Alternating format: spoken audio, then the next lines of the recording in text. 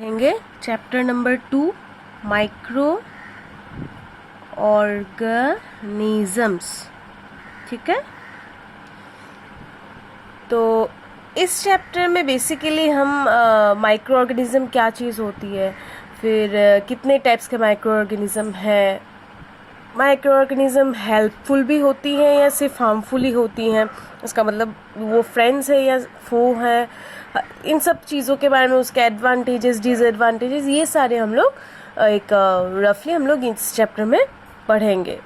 In future जब आप लोग इस पे डिग्री करोगे तब ऐसा भी हो सकता है किसी एक माइक्रो ऑर्गेनिज्म को लेके आप पीएचडी भी करो। ठीक है, तो बेसिकली हम लोग एक समराइज्ड वे में हम लोग ये चैप्टर क्लास 8 में उतना कुछ एक्सप्लेनेशन है नहीं, वो सब थोड़ा बहुत हम लोग हर चीज़ को टच करके थोड़ा थोड़ा पढ़ लेंगे। तो पहली बात है आप लोग को जानना है कि माइक्रो ऑर्गेनिज्म होती क्या है। ये वर्ड दो भाग में आप डिवाइड कर सकते हो, एक है माइक्रो, दूसरा है ऑर्गेनिज्म। माइक्रो मतलब क्या हो गया? माइक्रो मतलब बहुत बहुत बहुत छोटा, वेरी वेरी स्मॉल, बहुत छोटा। ऑर्गेनिजम्स मतलब ये सबको पता है, ऑर्गेनिजम्स में सारे लिविंग थिंग्स आ जाएंगे, कुछ भी हो सकता है। तो हमें थोड़ी कोई माइक्रो, ह्यूमंस को कोई थोड़ी माइक्रो ऑर्गेनिज्म बोलेगा, नहीं, वो बहुत छोटा होना पड़ेगा, बहुत बहुत छोटा होना पड़ेगा। तो ऐसे लिविंग ऑर्गेनिजम्स जिनको आप नेकेड आई से देख नहीं सकते। नेकेड आई, अब नया वर्ड आया, नेकेड आई। नेकेड आई मतलब खुले आंखों से आपको कोई इंस्ट्रूमेंट की जरूरत होगी जिससे आप इन प्राणियों को देख सकोगे। तो नेकेड आई से जो ऑर्गेनिज्म, खुले आंखों से जो ऑर्गेनिज्म नहीं दिखेगा, उन सारे ऑर्गेनिजम्स को हम लोग माइक्रोस्कोपिक ऑर्गेनिजम्स भी बोलते हैं। क्या बोलते हैं?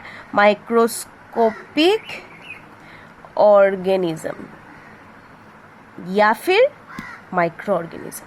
अब माइक्रोस्कोपिक ऑर्गेनिज्म क्यों आया? माइक्रोस्कोपिक ऑर्गेनिज्म हम लोग इसीलिए बोलते हैं क्योंकि ये सारे ऑर्गेनिजम्स जो बहुत छोटे होते हैं, जो नेकेड आई से नहीं दिख सकते, उनको हम एक इंस्ट्रूमेंट के सहारे दिखते हैं और उस इंस्ट्रूमेंट का नाम है माइक्रोस्कोप। क्या है उस इंस्ट्रूमेंट का नाम? माइक्रोस्कोप। और जो लोग इस माइक्रो ऑर्गेनिज्म पे पीएचडी करते हैं और या फिर इन पे हायर पोस्ट डॉक करते हैं, जो ये सब्जेक्ट को लेकर पूरा एकदम मतलब पंडित हो जाते हैं, उन सभी को माइक्रोबायोलॉजिस्ट बोला जाता है। क्या बोला जाता है? माइक्रोबायोलॉजिस्ट। क्यों? क्योंकि वो माइक्रोबायोलॉजी नाम का सब्जेक्ट पढ़ते हैं। क्या? माइक्रोबायोलॉजी। समझ में आया? तो ये सारे माइक्रो ऑर्गेनिजम्स आपको कहीं पे भी मिल सकते हैं, कहीं पे भी। मतलब वो हो सकता है कि डेजर्ट हो सकता है कि पोलर एरियाज हो, मतलब आइस वो एंटार्क्टिका, आर्टिक, फिर हो सकता है कि सॉल्ट वाटर हो सकता है कि मार्शलैंड्स हो सकता है। ठीक है, तो आप लोग ये सारे कहीं पे भी, खुले हवा में, पानी में, कहीं पे भी आपको ये सारी चीजें मिलेंगी। ठीक है, तो ये हो गया कहाँ कहाँ हमें माइक्रो ऑर्गेनिज्म दिख सकता है। दिखेगा तो नहीं, कभी भी खुले आंखों से माइक्रोस्कोप ले लेके चलना पड़ेगा। ठीक है, अब देखो इसके बारे में सबसे पहले, मतलब ये सेल भी तो बहुत छोटा चीज होता है, जो हमारे बॉडी में भी है, हर किसी लिविंग ऑर्गेनिज्म के बॉडी में भी है। तो वो जो डिस्कवरी ऑफ सेल जिस बंदे ने किया था, उस महान व्यक्ति का नाम है रॉबर्ट हुक। क्या नाम है उस बंदे का? Robert Hooke. ये लोग काम करके गए, अभी हम लोग को पढ़ना पड़ रहा है।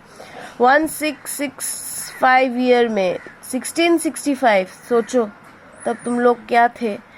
1665 में इस बंदे ने ये सेल का डिस्कवरी किया था।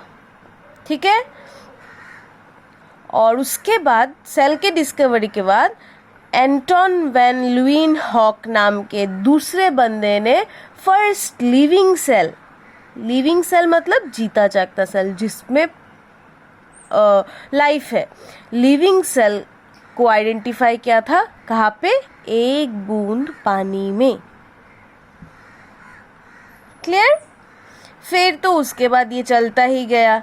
फिर उसने ये सब माइक्रोस्कोप में उस ये वाटर के बूंद में उसको एक लिविंग सेल मिला।